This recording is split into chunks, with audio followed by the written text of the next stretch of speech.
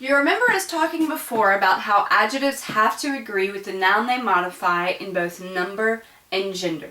In Unit 8, you find a whole bunch more adjectives. You find adjectives for petit or petite, court or courte, long or longue, gris or grise, right? The difference with those was I put an E on the second one, which is why you heard that consonant. So, petit would be masculine. I add an E to it, petite, and now it's feminine.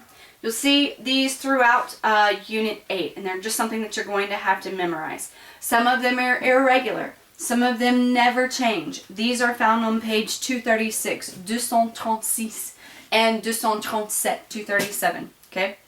But you're also going to notice on page 239, or 239, you see this little thing going on, what I call bags, B-A-G-S.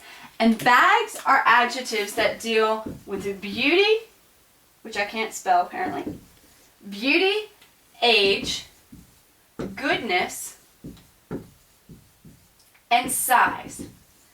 And in those little bags on page 239, there are certain words that go with this. So you have beau and joli. Now, if you remember, beau has many different forms. This is beau, belle, belle, belles, right? And I probably should have put beau right here for the plural of that. All right? So, all of those that have to do with that. And then jolie is just going to take an end at the end of it. You can think Angelina Jolie is kind of pretty, so that's where that comes from. Now, age. When you're dealing with age, you have nouveau and vieux. And I'm going to put a little star by those, just like I'm going to do with beau, and you'll see why in just a second. Then you have the ones that deal with goodness, and I apologize that these markers are not very good. Bon and bonne, obviously masculine and feminine. And then mauvais, and I can put an E on the end of that, mauvaise, to get the feminine. And then size. The two that you have that deal with size are grand ou petit. Now, bags are adjectives that come before the noun. Most of your adjectives go after the noun. J'ai une chemise grise. I have a shirt gray. Okay, color does not have to do with beauty, age, goodness, or size.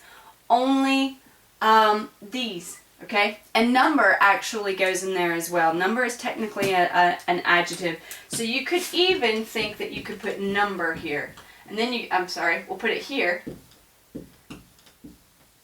Okay, so if I want to say j'ai deux chiens, I have 2 dogs. Technically, the number is going to go in front of that. But as far as your adjectives that you're working with in vocabulary, things that we think of more as adjectives, not necessarily numbers, these are the ones that are going to go before the adjective. So if I wanted to say, j'ai une jolie amie, I have a pretty friend. Or if I wanted to say, j'ai une grande œuvre, I have a great work of art, right? These are words that go before that. Now, you've seen that I have little stars beside this. And you remember that this one was really, really irregular. In fact, it dealt with not just masculine and feminine and singular and plural, but they were all different for those. So, let's do this chart one more time. Masculine, masculine singular before a vowel, masculine plural, feminine singular, and feminine plural. So this is your chart. It's not just, oh, I add an E or an S, you know. No. This goes a whole different way. So let's start with beau, because you're familiar with that one. So beau, masculine, means handsome. Then we have belle.